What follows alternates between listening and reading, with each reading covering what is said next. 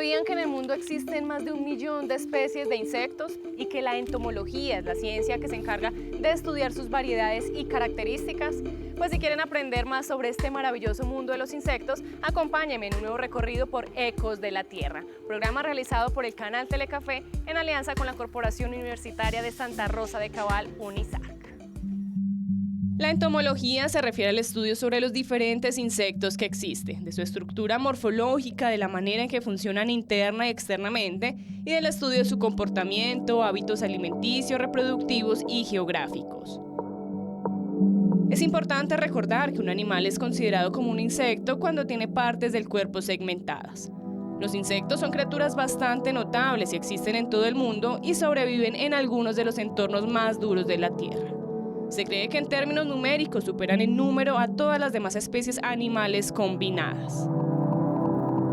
La entomología como ciencia se encarga de emplear los conocimientos que se tienen sobre los insectos para la optimización, producción y desarrollo de sistemas que beneficien al ser humano. En el caso de los insectos, son una clase de animales invertebrados caracterizados por presentar un par de antenas, 3 pares de patas y 2 pares de alas. Muchos insectos poseen órganos muy refinados de percepción. En algunos casos, sus sentidos pueden percibir cosas fuera del rango de percepción de los sentidos de los humanos. Por ejemplo, las abejas pueden ver el espectro ultravioleta y captar los patrones de polarización de la luz.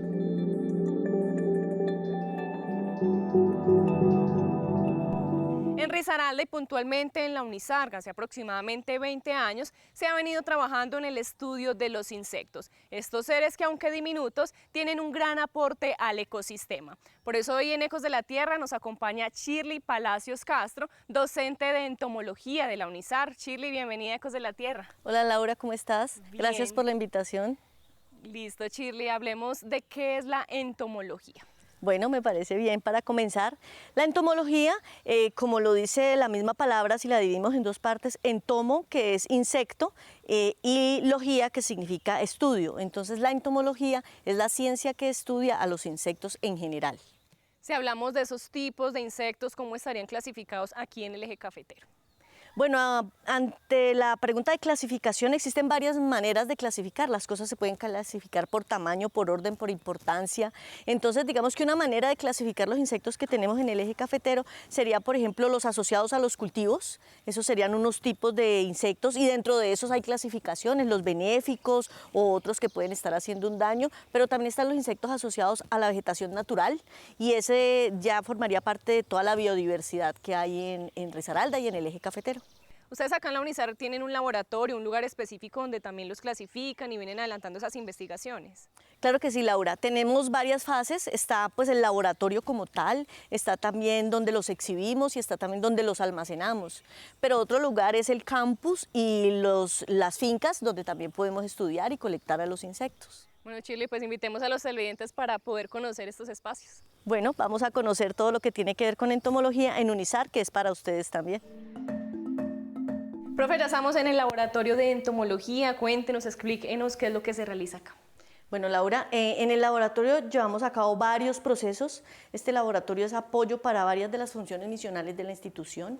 Entonces aquí recibimos clase, también hacemos laboratorios, prácticas de laboratorios y también llevamos a cabo la investigación que los estudiantes tengan y el proceso de identificación y clasificación de los estudiantes según corresponda. Entonces, digamos, este laboratorio es el apoyo fundamental para todo lo que la universidad ya luego publica, muestra y con lo que asesora, digamos, a los agricultores también. Si hablamos de estas muestras que tenemos aquí, ¿qué podemos encontrar?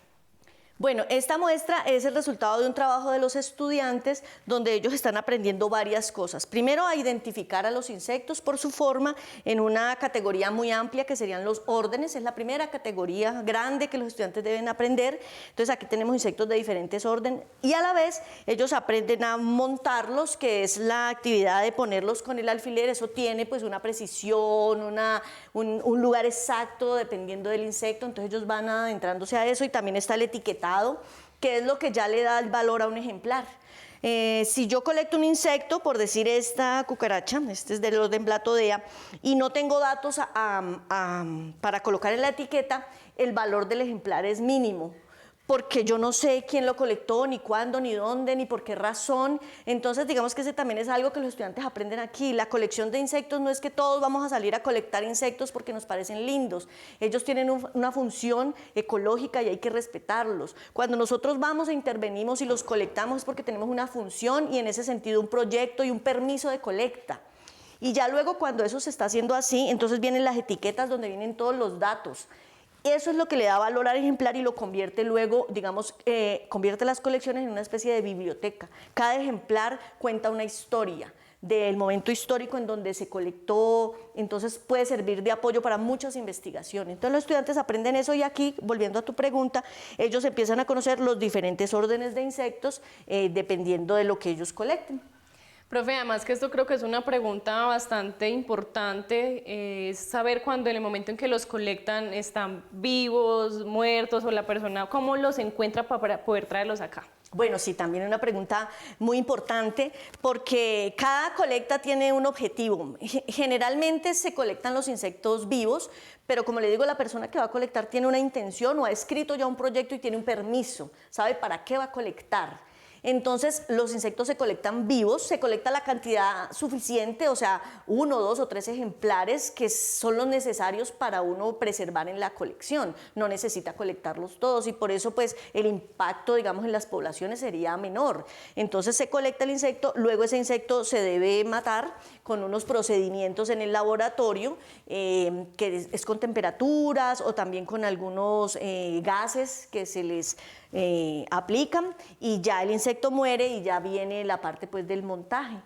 Ya cuando estamos hablando de plagas, entonces si yo voy a intervenir un agroecosistema o un natural o un cultivo, pues en los naturales tengo que cuidar mucho la biodiversidad. Pero si ya voy a un cultivo y lo que voy a colectar es una plaga, digamos que ahí ya hay otras consideraciones, ya pues digamos afectar sus poblaciones no sería negativo, antes es lo que estamos buscando, pero por eso la persona que va a colectar tiene que tener un permiso, haber escrito un proyecto y saber realmente qué va a colectar, en qué cantidad y con qué objetivo. Profe, normalmente estamos familiarizados es con ese proceso de las mariposas, es como el que es más común, el más conocido, pero obviamente pues los insectos todos tienen su proceso desde el huevito hasta que ya finalmente crece y se transforma en otro tipo de animal. ¿Cuáles, digamos, son como esos que son más llamativos y que nos pueda contar un poco como del proceso, el tiempo que duran para esa transformación? Bueno, esa es también una de las, digamos, primeras clases y lecciones que se le da a los estudiantes y es acercarse al mundo de los insectos y entender que ellos sufren un proceso que se llama metamorfosis, muy distinto a los seres superiores o a los animales superiores que de un embrión se desarrollan casi igualitos y maduran, hay algunos cambios, pero no son tan abruptos. Los insectos pasan, dependiendo del tipo de insecto, de al menos 2 tipos de metamorfosis, que son completa e incompleta.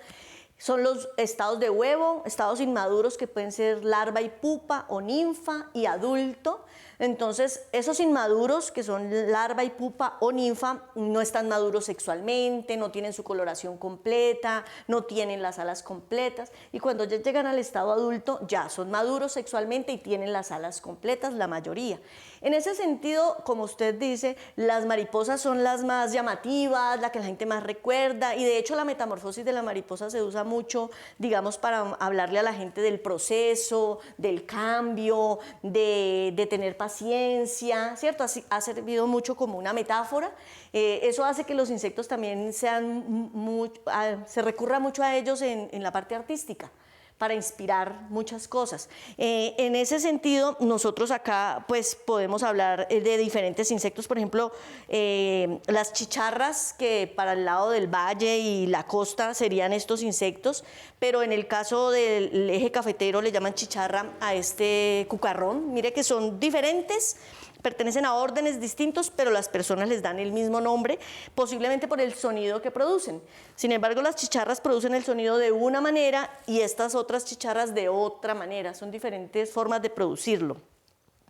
Y así, pues digamos que aunque las mariposas son las más llamativas, cuando uno se adentra a este mundo, pues empieza a encontrar unas cosas fascinantes en muchos grupos. Por ejemplo, las alas de los grillos, que son miméticas a hojas, o estas chicharras que producen ese sonido para llamar a sus congéneres y poder copular, y que viven bajo la tierra. Pero aquí tenemos, por ejemplo, un abejorro que forma parte de la polinización, pero aquí tenemos este que es conocido como el escarabajo clic, porque produce un sonido cuando se voltea, pero también produce luz, distinta a las luciérnagas, pero también produce luz, o estos que son los picudos y que tienen un aparato bucal muy poderoso y pueden romper la semilla, por ejemplo, del aguacate o el tallo. Entonces, digamos que cada grupo va teniendo pues cosas muy fascinantes, solamente que no nos hemos acercado mucho a ellos, y pues programas como este nos permiten contar todas esas historias y entenderlos, cómo cumplen una función en el ecosistema. No, profe, es que eso es un sinfín de insectos que realmente se nos iría mucho tiempo tratando de explicarlos todos, pero pues hablamos como de los más llamativos. Por ejemplo, en el caso del grillo, pues yo puedo identificar que hay verdes, hay unos que son como café, eso también les da una característica especial. Sí, claro. Por ejemplo, aquí está digamos, el que podríamos llamar grillo típicamente, que es el que produce un sonidito, un cri, cri. Y es más pequeño. Y es más pequeño y suele ser café. En cambio, este que ya lo llamamos esperancitas o de la suerte, saltamontes, entonces en realidad taxonómicamente son de familias distintas. Y ya ahí también aparecen especies distintas. Entonces, esas grandes diferencias de forma que nosotros observamos al final se corresponden con una ubicación taxonómica y los ubican en diferentes categorías: familia, género o especie. Entonces, por ejemplo, esas dos características hacen que esto sea de una familia y esto sea de otra familia. Profe, yo creo que el grillo es de los que aún sigue siendo un poco respetado por el ser humano, pero si hablamos de insectos, cuando se habla de zancudo, que las moscas e incluso las abejas, la gente lo que hace es matarlas porque les da miedo o porque son molestas a veces, como de pronto también hacer como ese llamado a que ellas también cumplen un papel importante. Sí, eso es muy, muy bueno que lo expongamos acá, porque no todos los insectos están haciendo un daño y si reflexionamos un poco, hemos sufrido una deformación porque ya a estas alturas casi que cualquier insecto nos parece que nos va a atacar. Y eso lo hemos heredado, yo creo, de muchas series y de mucha televisión que van a la selva y en la selva todo ataca, todo muerde, todo tiene veneno. Y resulta que nosotros estamos en un país tropical donde nosotros no tenemos que ir a la selva la tenemos en el patio de la casa, en el antejardín, porque nosotros somos muy biodiversos. Entonces nosotros tenemos que aprender a convivir con nuestra biodiversidad, a tolerarla, a manejarla, y por supuesto sí hay algunos grupos de insectos de los cuales tenemos que digamos, manejarlos con respeto porque pueden transmitir enfermedades o producir algún tipo de alergia. En ese caso los zancudos, pero específicamente los que están asociados a chikungunya y a dengue, pues eso sí hay que manejar esas poblaciones. O las cucarachas que están en la casa, pues hay que tomar medidas para que no estén. Pero una abeja, pues hay que evitar de pronto que te aguijonee, pero no salir a matarla porque la existencia de ella sola no es una amenaza para uno, solamente en algún momento en que nos ataque. Entonces es muy bonito que en programas como este hablemos de eso, de cómo aprender a convivir con la biodiversidad, porque nosotros sí la tenemos en la casa. Entonces es otra latitud y es otra actitud también la que tenemos que tener con los insectos. Profe, si hablamos de otros beneficios que también le aportan al ecosistema, ya hablábamos de que son algunos polinizadores, ¿qué otros beneficios tienen? Bueno, infinidad diría yo, o por lo menos muy grandes grupos de beneficios. Claro, la polinización, y es importante también pensar que la polinización no es solo Apis mellifera.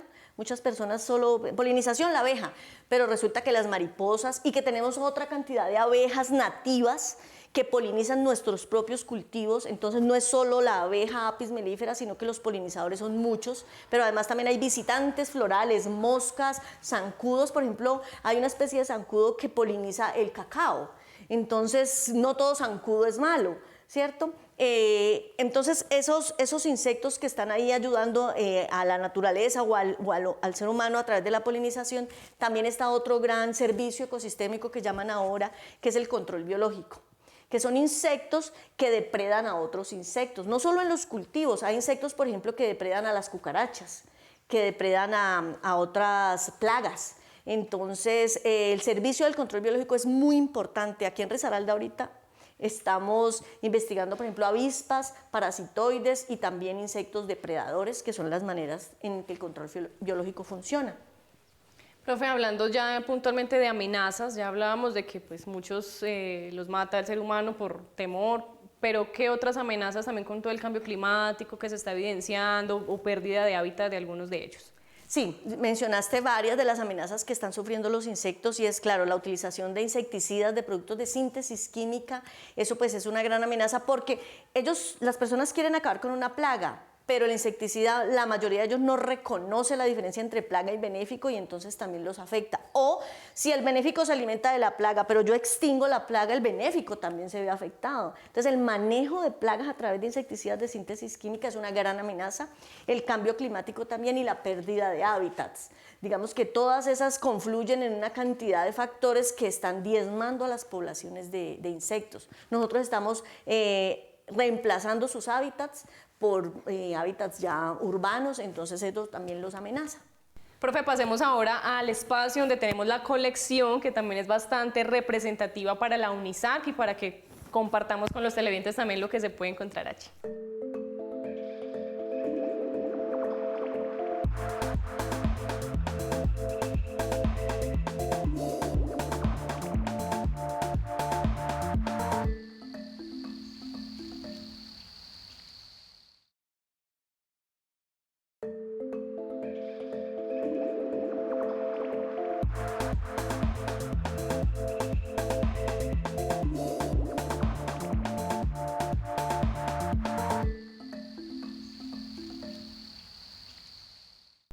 Profe, ya llegamos a este espacio donde están las colecciones biológicas de la UNISAC, y este espacio tan fundamental donde se organizan los insectos y que además son la muestra para el público que viene a conocer más de ellos. Contemos de qué se trata. Sí, Laura, aquí en este espacio que hemos denominado el Museo de Historia Natural, tenemos una pequeña exhibición acerca de unos insectos y mostrarle algunos temas importantes a las personas. Por ejemplo, esa caja que está allá a tu derecha contiene varios órdenes de insectos para que la gente vea cómo los nombres comunes se corresponden con los órdenes. Entonces, lo que llamamos cucarrones son coleópteras, lo que llamamos mariposas son lepidópteras, y así pueden ver varios ejemplares y empezar a conocer más de cerca a esos organismos. La otra caja que está allí es sobre la machaca, que es muy importante llamar la atención sobre ese insecto, que la machaca es un insecto que está asociado a un mito, pero que además vive en las zonas de selva. Nosotros aquí en Risaralda no tenemos la verdadera machaca. Hay un insecto que es un controlador biológico de la familia Coridalia, no tiene ni siquiera nombre común, pero la gente acá les está diciendo machaca. Yo los invito a que la llamemos falsa machaca, porque realmente no es una verdadera machaca y en ningún caso deberíamos matarlas, porque no le hacen ningún daño a los seres humanos. De hecho, la machaca no se alimenta de sangre ni mucho menos, sino de plantas. Entonces, esa caja es para que todos tengan ese recuerdo y pues conserven a estos animales que son tan importantes. Profe, además de hacer hincapié en ese mito, porque muchos hombres se han preocupado, es porque, expliquémosle de qué se trata el mito. Bueno, el mito nació por allá cerca de los años 70, donde se decía que si la machaca picaba a un hombre, y además ahí empieza uno a sospechar, el hombre debería hacer el amor en menos de 24 horas o si no se moría. Entonces realmente se inventaron todas esas historias y eso llevó al imaginario de que esos insectos picaban a los seres humanos. Entonces ni es cierto que la machaca pica y mucho menos es cierto el tal remedio que ellos exigían. Pero lo que sí es cierto es que muchas personas creen que ese insecto los puede picar y por eso muchos las matan. Entonces realmente ni es cierto el mito ni vamos a matar a las machacas. Y cuando usted habla de esta falsa machaca, ¿en qué espacio se puede observar? Nosotros incluso aquí en espacios urbanos lo hemos encontrado, en las casas, porque ellas se sienten atraídas por la luz y realmente son controladores biológicos. Ellos se consumen otros insectos, pueden estar en nuestras casas comiéndose, no sé, hormiguitas, cucarachas, cualquier otro animal y en realidad nos están haciendo un beneficio, pero la gente se asusta por su tamaño tan grande, por sus mandíbulas y cree que son además una machaca, entonces las pueden matar, pero pues la idea es que las conozcamos a través de estos medios. Profe, bueno, ahí está la otra caja donde tenemos las mariposas amarillas. Sí, esta caja la hemos montado para también llamarle la atención a la gente acerca de la importancia de los insectos en el arte. Y pues Gabriel García Márquez en su novela 100 años de soledad habla extensamente pues de las mariposas amarillas y eso nos ha dado a reconocer a nivel internacional. De hecho, el billete de 50.000 pues tiene a Gabo con las mariposas amarillas. Nosotros aquí queremos mostrar diversidad de mariposas amarillas y por supuesto que son hermosas como mariposas, pero también darles un dato. Esta familia, que es la familia familia Pieridae, muchas de estas son asociadas a cultivos y en realidad son plagas en su estado de larva. Entonces es como para conocer todos los estados de los insectos y aún así pues poderlos conservar y valorar porque aportan tanto a la ecología como también a la estética y al arte. Y acá también mostrar la importancia de los insectos asociados al estiércol, se llaman cucarrones estercoleros, que producen un gran beneficio ecológico en las pasturas. Si ellos no consumieran ese estiércol, ¿qué pasaría con los pastos? Sería, por ejemplo, un golpe ecológico y económico muy grande. Se calcula que un 25% del potrero quedaría inhabilitado. Eso quiere decir que todo ese dinero que representaría ese potrero pues se estaría perdiendo. Además del daño ecológico, porque entonces no había degradación de esa materia y habrían infecciones y habrían otra cantidad de problemas ya ecológicos. Bueno, profe Shirley, gracias por acompañarnos en Ecos de la Tierra, por haber aprendido todo este conocimiento sobre los insectos que tienen un gran aporte para el ecosistema y por supuesto también para la comunidad. Muchas gracias a ustedes por la invitación y a todos pues bienvenidos en UNISAR para aprender más cada día de los insectos. Gracias por haberme acompañado en este recorrido por Ecos de la Tierra, donde aprendimos la importancia de los insectos y el gran aporte que le otorgan al ecosistema. Por eso es importante aprender a respetarlos y a protegerlos. Nos vemos en un próximo episodio.